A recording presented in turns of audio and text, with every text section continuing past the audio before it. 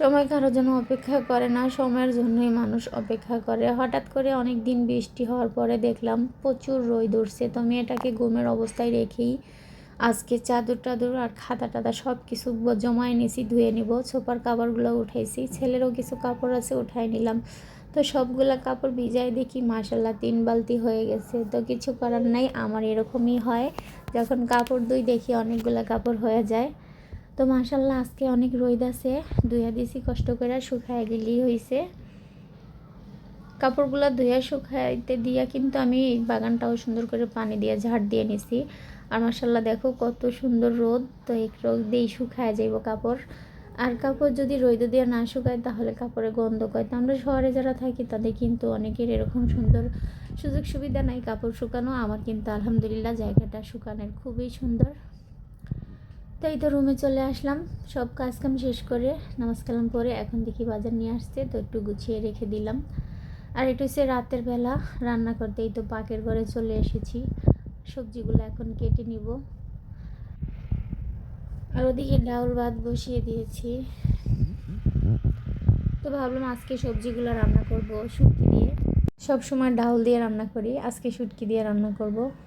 তো শুটকির জন্য কিন্তু মূলার তরকারিটা অনেক বেশি বেস্ট একটা তরকারি।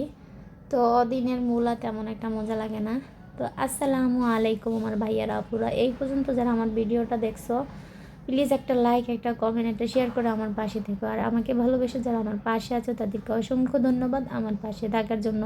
আর আমার চ্যানেলটা এখনও যারা সাবস্ক্রাইব করে দাও না, প্লিজ চ্যানেলটা সাবস্ক্রাইব করে দিও, আমার পাশে থেকো।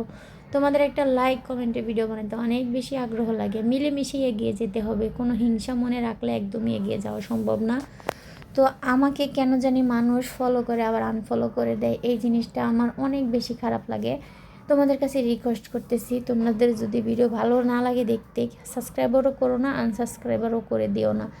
দেখো তরকারিটা কেটে সুন্দর মতো বসিয়ে দিয়ে এখন আটাটা কাই করে নিয়ে আমি রুটি বানাতে বসে পড়লাম। তো আমি কিন্তু ভালো করে রুটি বানাতে পারি না, একদমই কোনো রকম সকম বানাই, তারপর আমার হাজব্যান্ড খেয়ে নেয়, জানে আমি রুটি ভালো করে বানাতে পারি না। তো আমার শুটকির তরকারি রান্না হয়ে গেছে, এখানে রুটিও ভেজে নিচ্ছি। কিছু আলু সিদ্ধ করেছিলাম কিন্তু ভর্তা আর বানানো হবে না। তারপরে এই যে দেখো রান্না বান্না শেষ করে পানি ফুটাইতে দিছি, আর দেখি গ্যাস চলে গেছে। তো আর কি করার আছে, কিছু করার নাই। এরকম ভাবি আজকে কতটা দিন কাটতেছে, এই গ্যাস থাকে না, এই আর কি। তো দেখো কি বৃষ্টি পড়তেছে বিকালের দিক দিয়ে। আমি কিন্তু দুপুরে কাপড়গুলো শুকিয়ে নিয়েছি। এই পর্যন্তই ছিল ভিডিওটা, ভালো থাকবেন, সুস্থ থাকবেন, আল্লাহ হাফেজ।